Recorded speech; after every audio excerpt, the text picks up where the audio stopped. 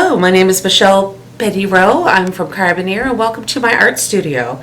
This is Michelle's Fine Art, and here in this space we teach and facilitate classes. I invite other artists to come in to teach their specialties as well. I've been painting for all my life, really. I started many years ago with the great artist Sid Butt. I moved on to learning from many others, such as Ed Roach, and I did some off-campus classes, much self-taught, but I can't claim to be self-taught under the guiding and leadership of, some of these great artists. So I've been teaching myself in this building alone about 10 years. I taught about 5 years before that previously from my home in various locations.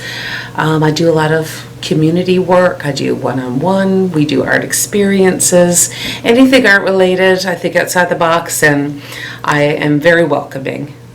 Many of the pieces on our wall here are actually things that I've facilitated and taught in my classes. So the classes usually involve like an 8 to 6 week step-by-step kind of instruction.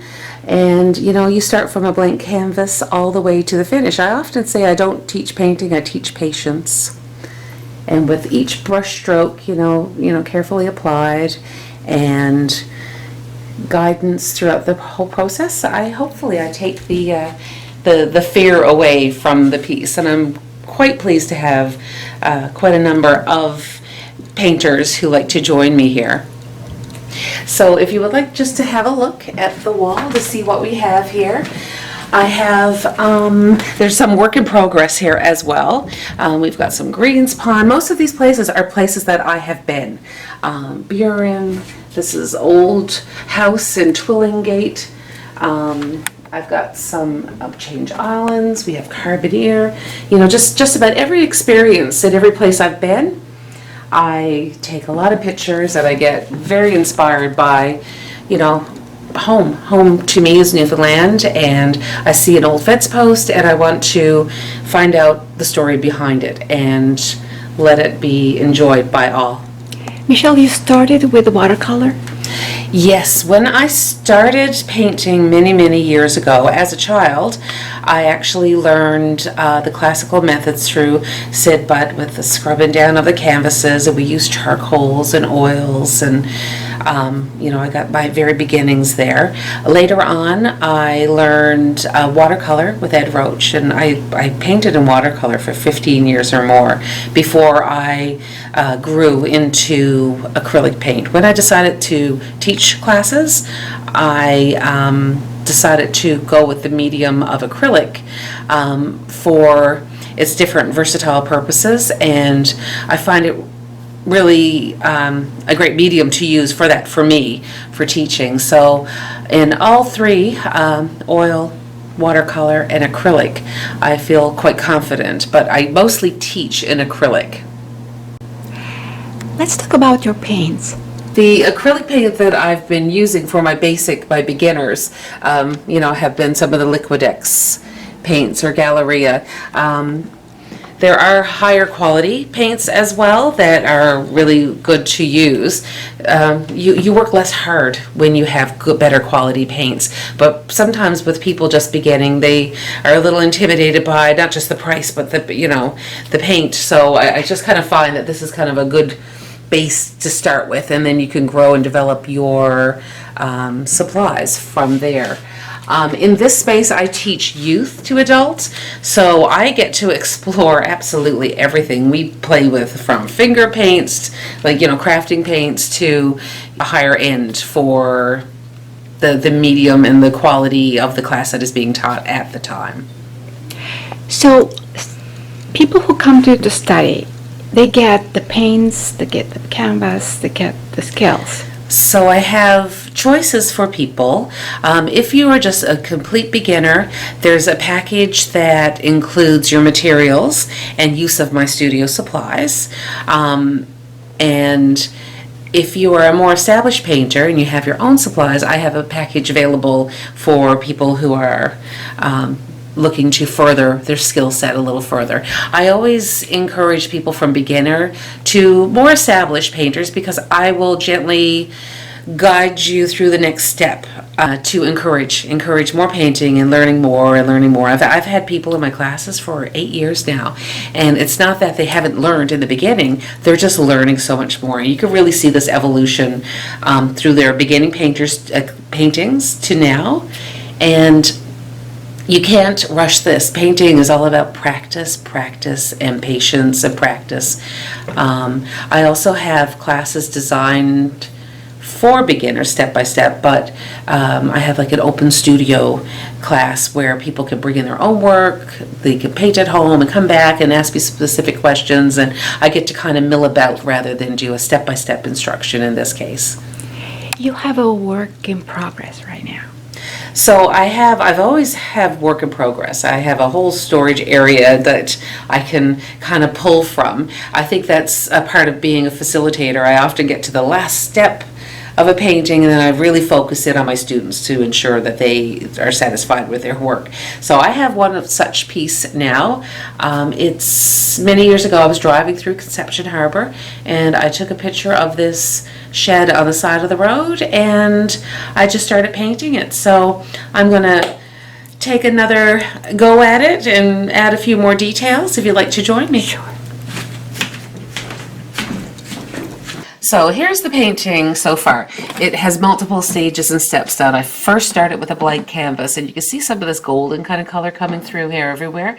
I did the entire canvas in a mixture of raw sienna and some burnt siennas as well. So when I started with a canvas. Then I actually sketched out my building. I used chalk. I like to use chalk or charcoal because it could just kind of blend in with the paint, and it's easy to remove. Graphite pencils and some other things have a way of eating through the paint, so charcoal or graphite is good to lay out my drawing. The building itself, I'll show the picture. So as you can see, the picture's quite blurry.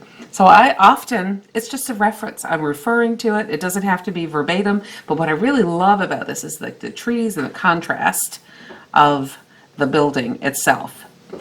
So today, although I won't finish the process, I'll definitely bring out some of the details. I like to study a piece for a little bit, so it's nice to leave it right here on a wall space and just kind of stand back from it. And as I refer to my picture, I really like referring to images. I'm looking at things like there's like a little shadow there underneath the eave. I'm going to bring out some of these shadows around the doors and underneath the eave. And what I'll do is take it from this flat looking underpainting, and I'll move the painting a little more forward by adding some details. With acrylic paint in particular, you can overlap and bring this out so that each time there's an application, it just kind of brings it to the next level of work being more complete. It's never complete until it's complete, but we'll get comfortable and take out some paints, and I'm definitely going with kind of the shadowed areas. Okay. Now let's look at some colors. So my favorite color is a Payne's Gray.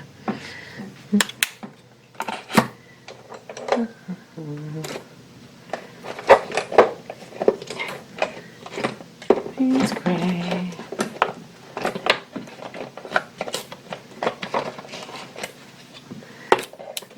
Greens.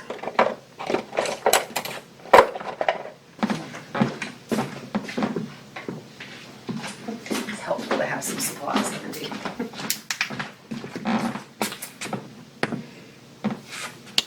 And I have to be mindful. I started this painting some time ago, so the colors that I've mixed here, the paints that I've used, this is all cured, so they take on a darker, deeper value once acrylic's dry. So anything that I'm adding now, I have to make sure I work into the scene so it complements it. It doesn't look like I'm adding new paint to the scene. Now, where will I start? I often say that, just kind of start easy as well. If it's kind of like that stretching before your exercise.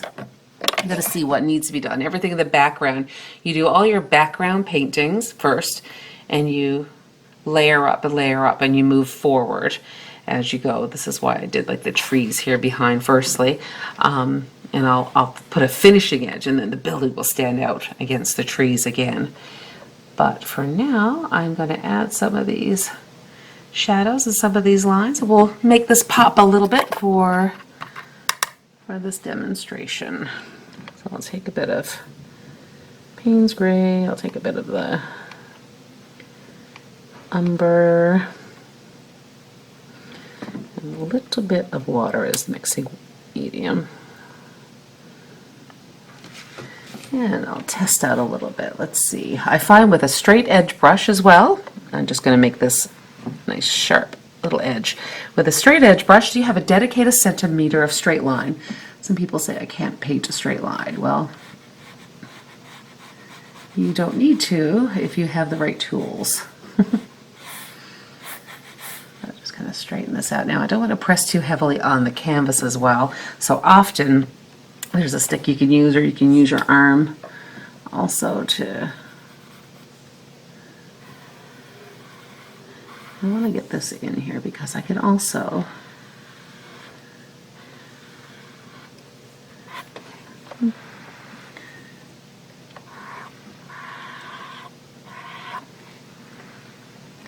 now when we're looking at our paintings so close, we actually can't see what we're doing. Paintings are best viewed from 6 to 8 feet behind. And we have long handles on our brushes so that we can actually stand back and apply as well. So I'm going to kind of put it in there. You can see how that line is a little hard. I'm just going to wipe it in some paper towel. And I'm going to kind of soften that edge that little bit.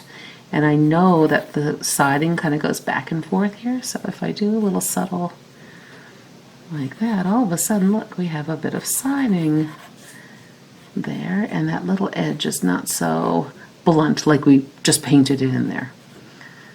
There we go. Carry it over a little bit. Little subtle things. And I remember years ago just doodling. And this, to me, detailing is very enjoyable for me. It feels just like that doodling on the phone, chatting with whomever.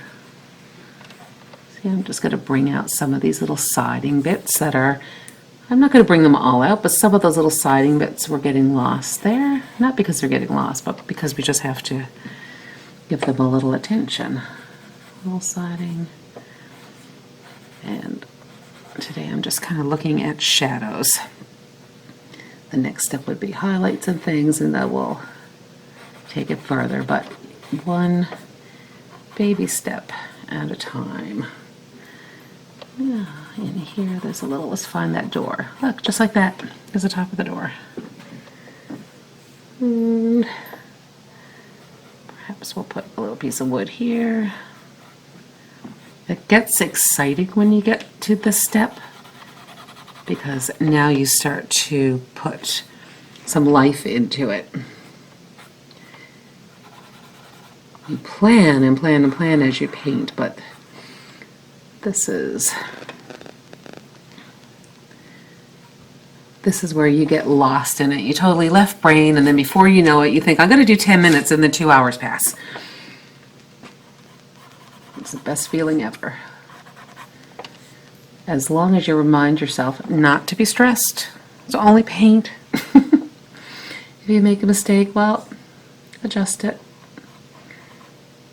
Put this little line in here because it's there in my reference picture. I often steady my pinky on my work as well, so I'm not just flailing about. So little tricks to steadying yourself up. A little darker line in here. Define it here a little. Now it's going to wrap around this corner about here. And this is actually the shadow side here. This side will be brighter as we go. And quite often I invite my friends, my art students, to come up and stand right behind me so they can see this process up close and personal.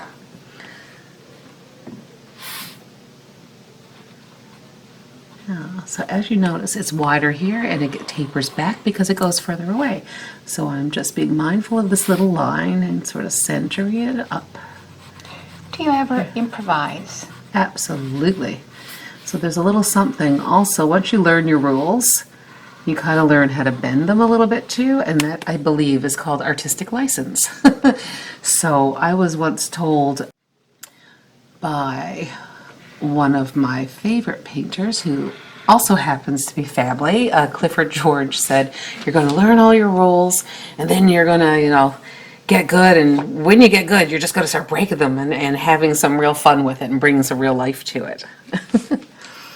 I'm very blessed to have many good friends in the art community who I thoroughly enjoy painting with, and I learn from them. Wow, do I learn so much from them. In particular, Sid Butt, Ed Roach, and Clifford George. Those would be the three of my strongest influences. And friends.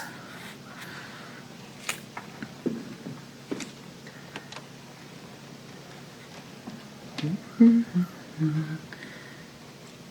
you collaborate with other galleries?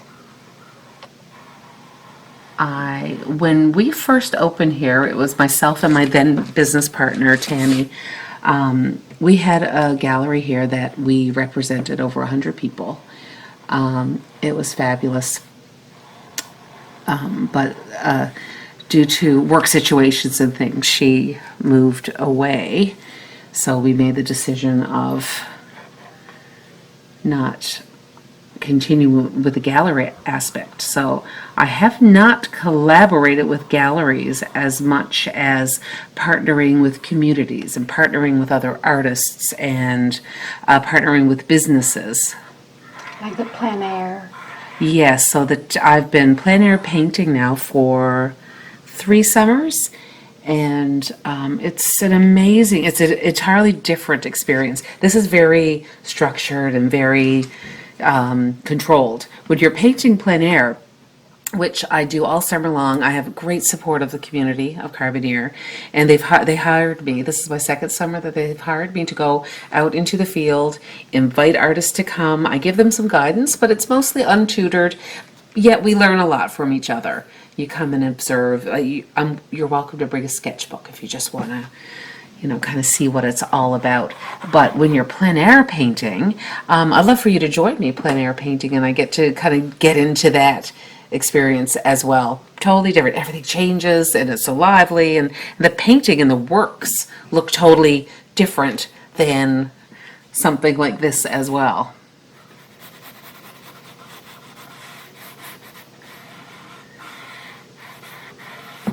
As I've said, I've had multiple people invited here to teach workshops. Jeanette Jobson, who owns a gallery in Heart's Content, she's been here multiple times teaching students. Palette knife. There's been palette knife. She did some color theory. Randy Blunden, another well-established artist, has also come, and he's taught charcoal, and there's some printmaking.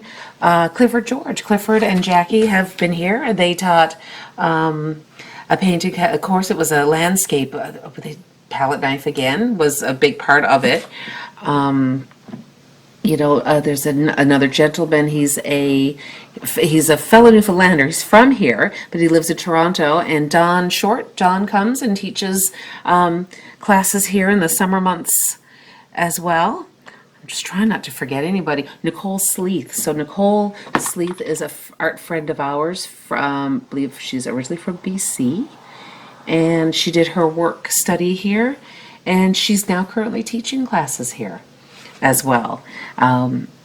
So I'm very, very welcoming. I feel that I can't teach it all. I'm good at what I do, but there's so many people who are great at what they do too, and I love the partnership with my fellow art friends. You heard the expression like watching paint dry. Well, this is kind of what this is. But when you're into art,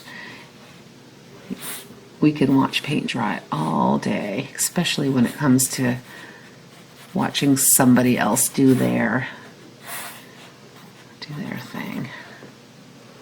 It's so subtle. Each little line is just so subtle, but so important to the overall.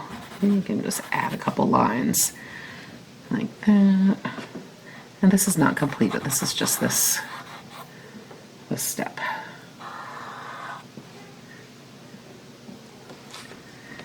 And what I'll do also, oh, here we go. Let's put a couple of these little boards down like this so you can really see what this is made of. And you know what? You don't have to paint a straight line. Some of these boards are not very straight. You just have to be kind of convincing.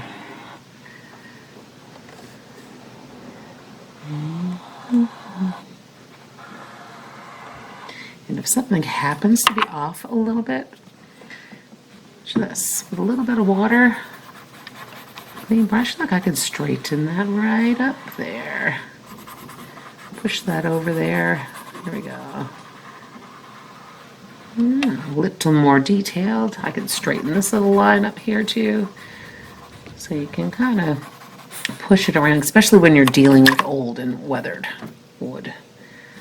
There we go.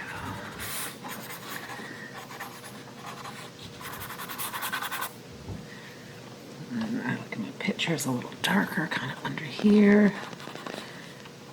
Maybe a little mouse runs under.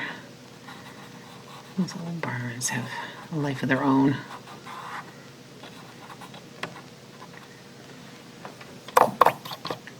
Yeah. For the purpose of us here today, I'm going to put a couple of little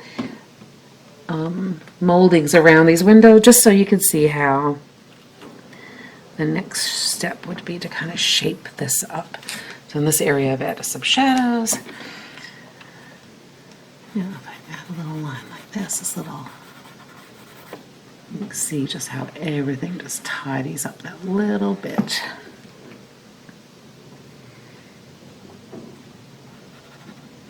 That comes out a little more there. I'll drop it down this way. See how some of the paint went over the edge? It's okay. It's completely fine because look, now it's gone.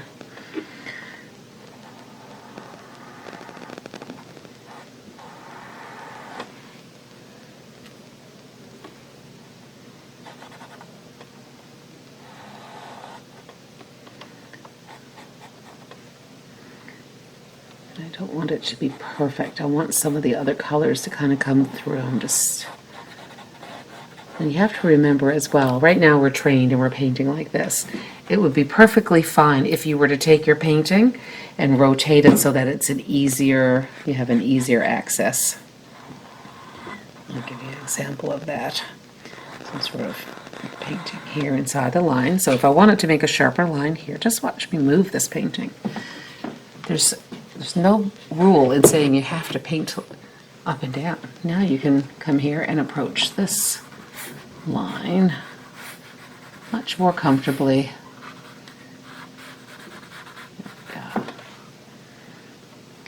And sometimes I'll have like a little marble of a color on my paintbrush because it's okay that it looks like older paint. Maybe I'll give this a little kiss too. Sharpen up that edge a little.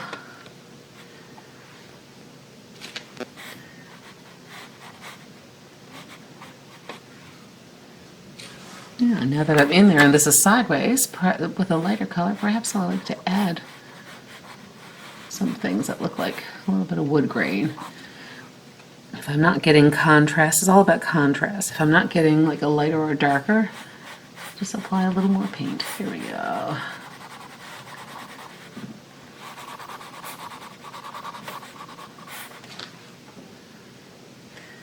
Perhaps highlight here where the wood meets the next piece. Look at that little bright bit.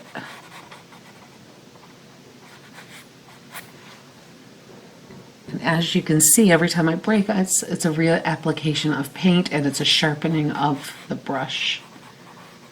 As we go, and I'm trying not to push on my canvas. Again, I should have a stick for this. Because you kind of lose yourself, you forget.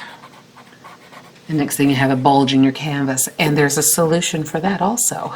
If you happen to have a bulge in your canvas, simply spray the back of your canvas and it will dry flat again. Here we go. Little highlights, a little.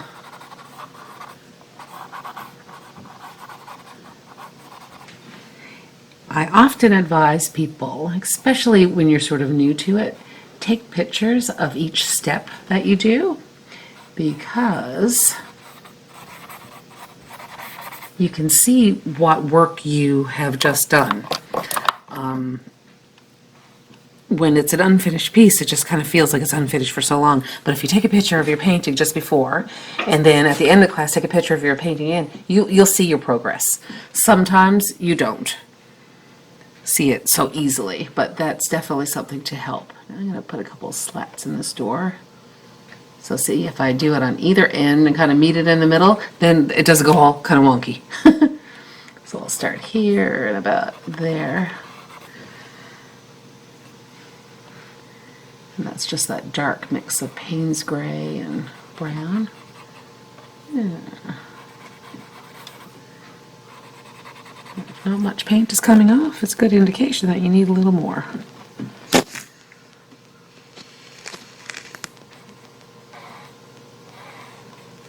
And again, if your line goes a little askew, that's okay. We can straighten that out. See how some of these lines are heavier?